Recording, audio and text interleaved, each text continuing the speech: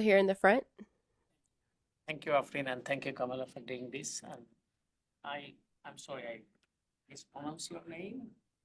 Okay, I'm sorry for that. So I have a couple of questions on Bangladesh and Indo-Pacific, obviously, Afrin, to you. How does the US plan to align the Indo-Pacific strategy with Bangladesh, considering its emergence as an authoritarian regime? And over the years, we heard harsh criticism from the Prime Minister about the Indo-Pacific strategy. And also, how it will align with the new authoritarian government of Bangladesh?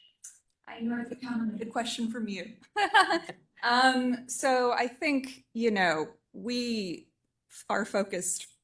are incredibly focused on engaging civil society in Bangladesh. Again, the first pillar of the Indo-Pacific strategy is a free and open Indo-Pacific region. So I talked about the South Asia Governance Fund. We're working with farmers in Bangladesh that were struggling to obtain government services, but that's just one small facet. We're working with labor organizers. We're working with a whole range of civil society actors. And our goal in doing so is to really build up civic space in Bangladesh, preserve civic space, build democratic institutions over the long term.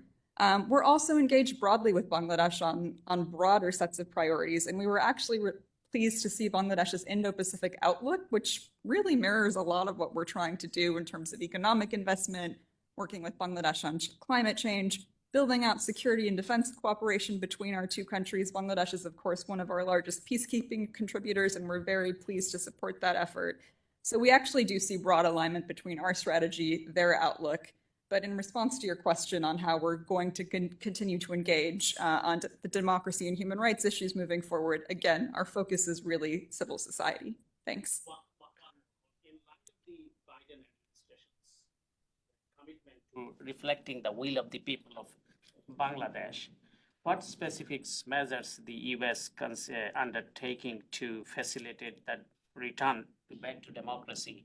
And we have seen some criticism. I can refer the Wall Street Journal piece that US is pushing back for democracy promotion in Bangladesh. So what is your stand right now? As we have seen lots of leverage on Bangladesh for democracy and voting rights and uphold the human rights. I mean, I think I would go back to my point on really wanting to focus on building up the institutions of democracy, the levers of democracy in Bangladesh. So that is working with media. So we have a tremendous amount of work ongoing, developing free media in Bangladesh, working with civil society, working with labor organizers across the spectrum to build up these institutions of democracy that will enable Bangladesh to become, more democratic over the longer term.